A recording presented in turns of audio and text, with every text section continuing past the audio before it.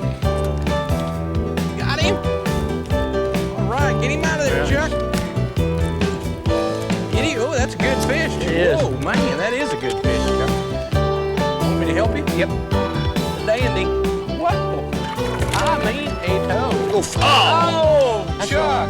That's all right. Chuck.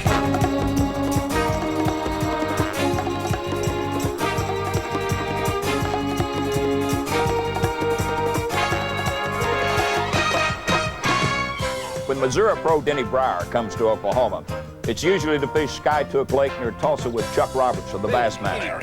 And that's where we are today, at this young, recently filled reservoir that's providing some top-notch bass action. But now the conditions are tough, post-spawn and rapidly warming water.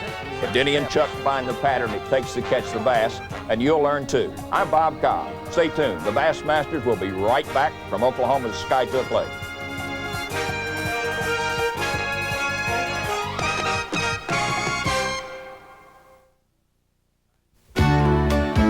Skytook Reservoir near Tulsa, Oklahoma, a 10,540-acre stage fill impoundment that's now at full level.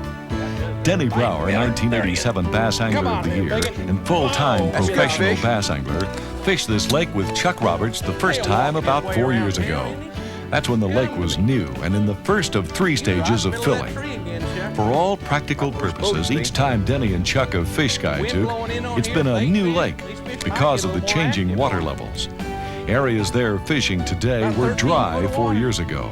But in reality, they're fishing the same type water they did 4 years ago, just further back.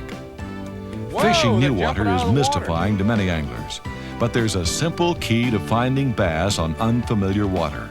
Start with the creeks and flats adjoining the creeks.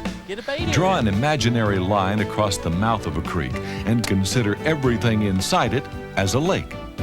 Then fish that lake as the seasonal patterns dictate, finding bass by eliminating unproductive water.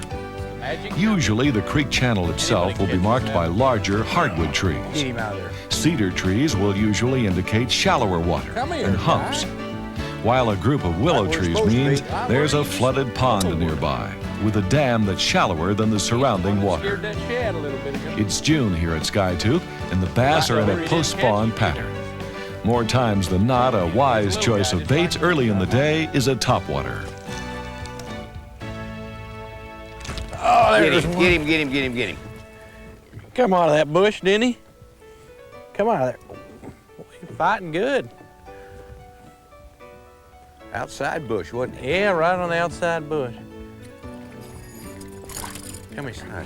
Nice keeper fish. Yeah, it's a good little fish. Look, it barely hooked on the trailer hook.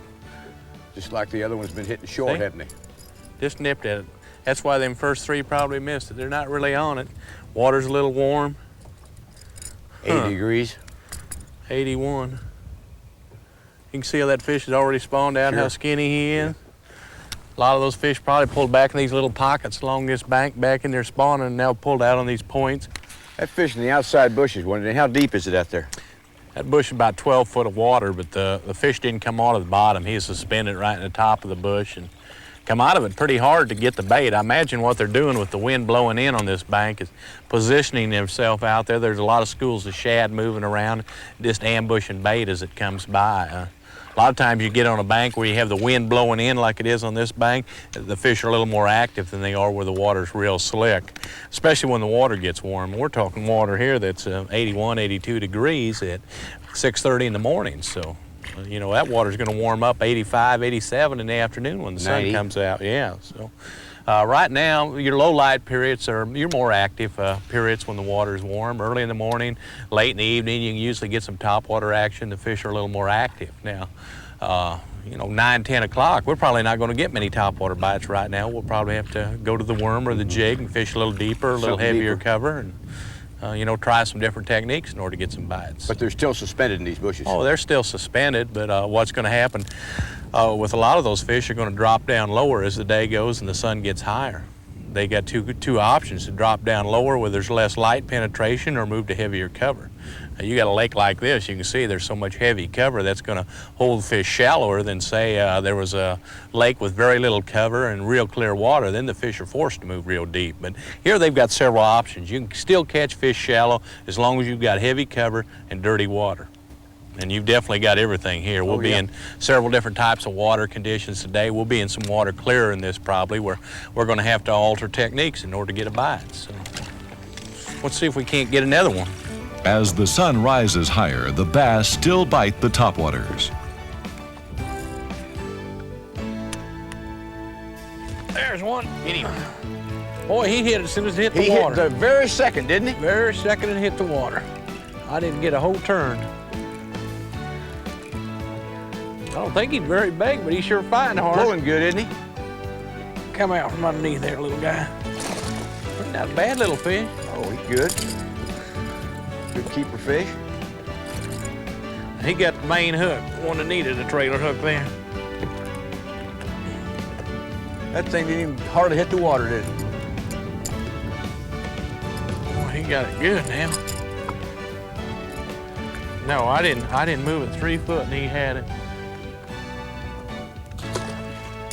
You know, a lot of people, Chuck, just don't put a trailer hook on a buzz bait.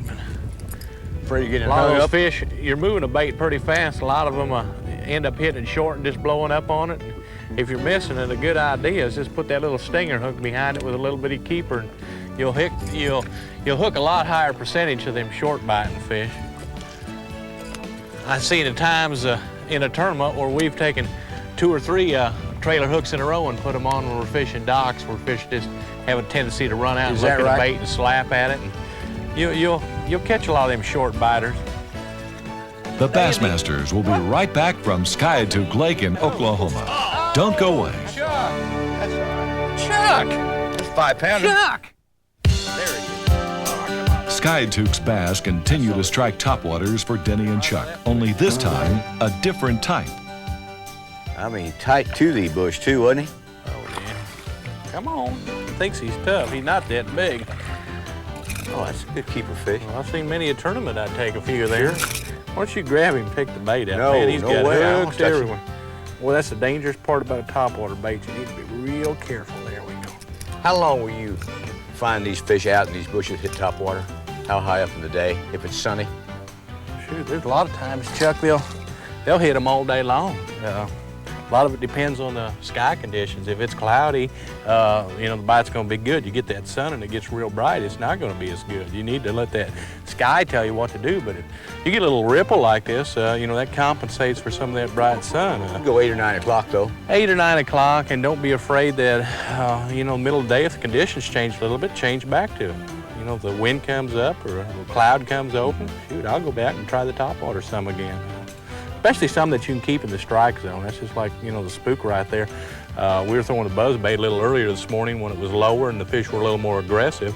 Now they're starting to slow down a little bit. You might need to keep the bait in the strike zone longer. Mm-hmm. And you can do that with a bait like, the Zero spook or the pop or like the chugger type of bait, where you can just, jerk it up to the cover. And just like right there, I worked it real slow when it got beside the cover. And it was just like in slow motion. That fish come over and come right on it. And you could actually see the fish come to the bait.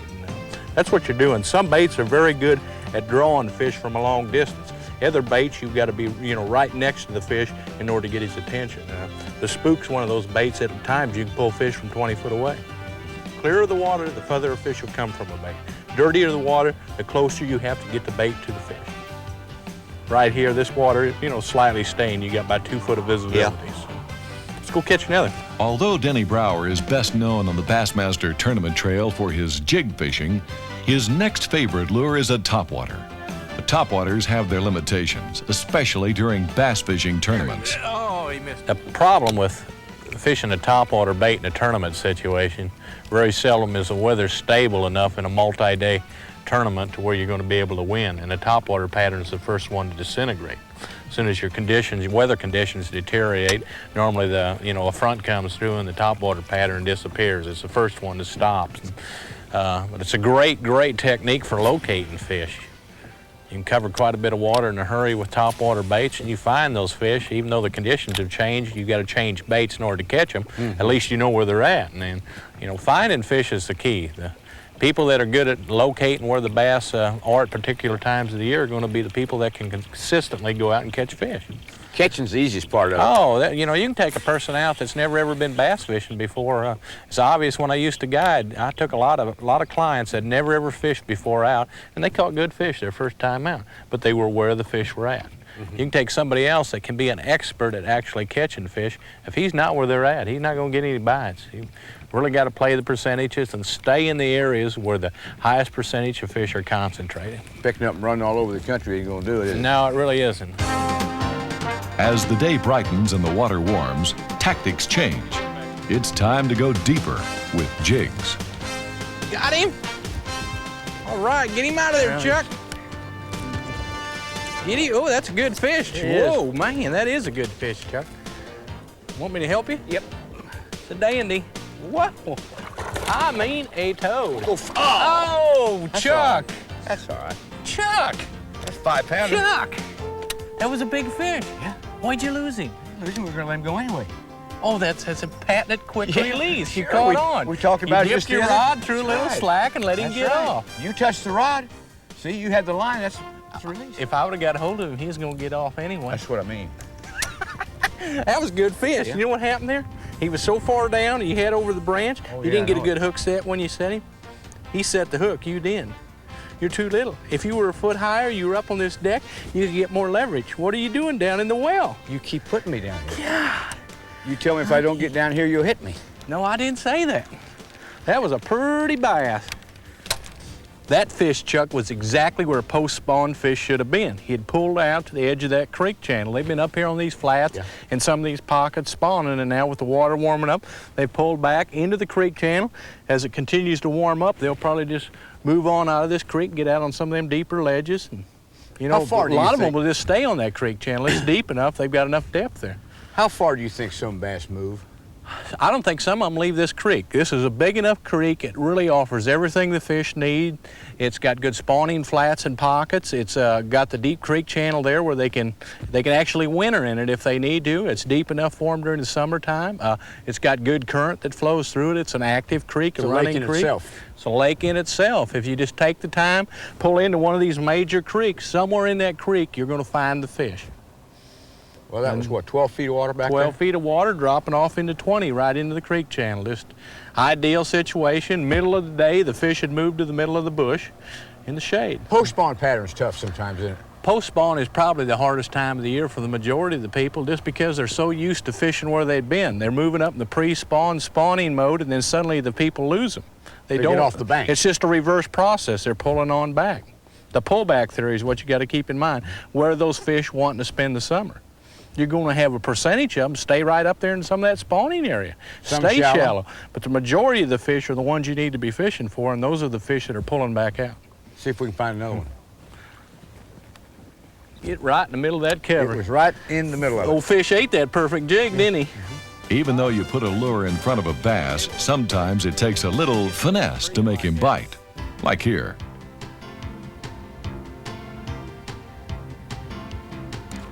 Steady. There he is. Come on fish, there, too. biggin. All right, nice one. Can we get him? No, he's not that big. He's mean though, isn't he? I think we have established some sort of pattern here. Come aboard. That's 3-pound fish. Yeah. Pretty fish. You know?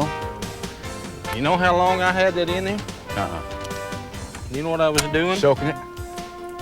Shaking that rattle up and down right at the base of that tree. And I bet I had it in there 30 seconds before he finally got mad enough to hit it.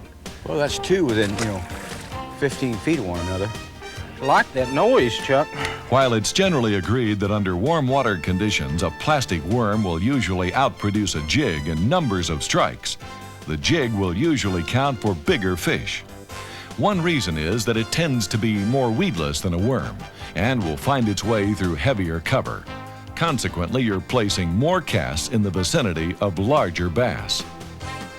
The Bassmasters will be right back from Oklahoma's Skiatook Lake. He's a good. Stay tuned. Hit him. All right. I got him. Get him out. Oh, come out of there, big fish. Oh. My boy. We're in. Right in the middle of the bush, Chuck. We're in him. Right in the middle of it. Down how deep? He's right on the bottom. What are we, He in 15? Yeah, he's about 15 foot of water. You know, that fish right in the middle of that bush, you know, which we've been catching them that way, but, you know, a lot of people make the mistake of not getting the bait into the strike zone.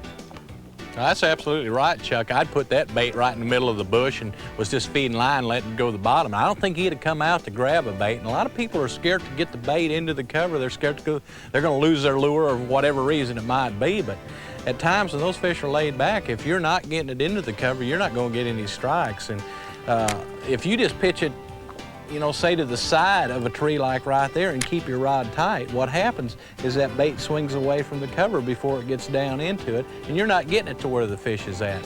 What I try to do is I make that little old pitch right into the middle of the bush, then I feed it line so that it's falling on a slack line. Staying in contact with your bait, Staying in contact with my bait. You know when it hits the bottom, you'll see your line jump a little bit. It's either hit bottom or a fish is grabbed. Just ease up on it. If there's pressure there, go ahead and set the hook. Because if that bait is falling straight down into the cover, there's no way it can be hung up. And if something's hanging on to it where there's pressure, that's a fish. Just crank down and set the hook as hard as you can. Like there. You know, give it a good swing. In fishing any body of water, establishing a pattern plays a vital role in angling success. It starts with establishing a seasonal pattern. What are the bass doing? Are they pre-spawn, spawn, or post-spawn? Then the conditions, clear or off-color water. Water temperature, is it falling or rising? Is the water level constant, or is it falling or rising? Clear or overcast skies, high or low pressure, cold front. The water level here is higher than normal. Water temperatures are rising, skies are clear, and the wind is light. The bass are in post-spawn and in a summer migration pattern. Denny Brower and Chuck Roberts have established that the bass are located in water between 12 and 15 feet deep, in brush, on flats, next to deep water. With the exception of a few smaller bass caught on riprap rock, the fish caught during this taping were taken from 5 different areas, but from the same identical type of cover and water depth. Oftentimes, bass angling is a team affair, like here. There he is. Whoa, that's a big Good fish. If I can get him out. He's still on. Yeah, he's on there. What can I do? Pray. Oh, he's got me wrapped up, Chuck. Still there? I don't know. Yeah, I think so. Yeah, he's still there. There he comes.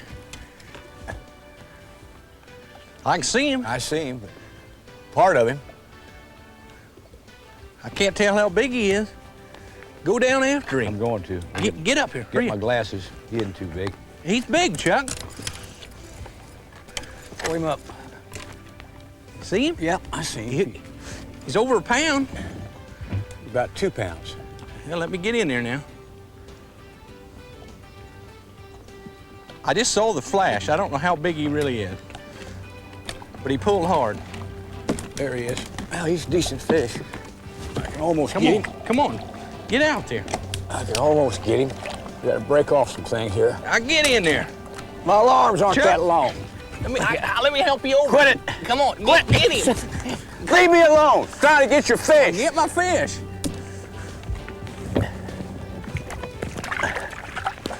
One more branch. Chuck, One more branch. there he comes. Ow! It's right in my face. He's a good. Get him. All right, You're good trying man. to throw me out of the boat. Was he down in there? You did good, little guy. Trying to throw me out of the You're boat. like a Labrador retriever. Big. Oh, there he is. Come on there, biggin. Right now, it's time for the Pros Pointer, the how-to section of the Bassmasters. Brought to you by Wrangler, the most comfortable jeans known to man. There are basically two types of jigs on the market. The standard jigs have been around for years. Recently, in the last couple of years, they come out with a rattling version, which is great for attracting fish in heavy vegetation, brush piles, dirty water. And that's one of the questions I probably get asked more than any others going around the country doing seminars and at sport shows is when you use which one? When do you use that rattling jig? Well, that's basically my answer. When I'm around heavy cover and when I'm in dirty water. It helps those fish find that lure, it helps attract them bass, and it helps agitate them. At times they're not in an active mood, but you put that jig in there with a rattle and just shake it up and down, you're going to talk a few of them into biting the bait. The same thing in clear water. If there's not a lot of cover, a lot of times those fish want a subtle presentation, and a jig without a rattle at times will catch more fish under those conditions.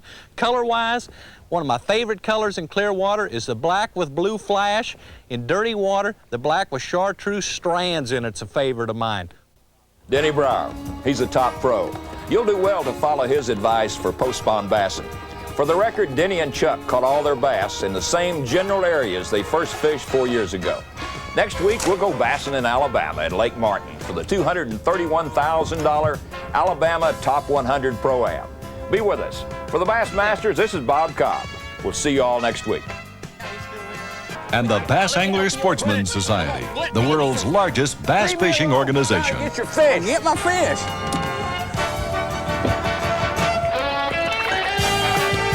One more branch. Yeah. One more branch. There he comes. Ow! It's right in my face. He's a good one. Get him. All right. You Good tried man. to throw me out of the boat. Was he down in there? You did good, little guy.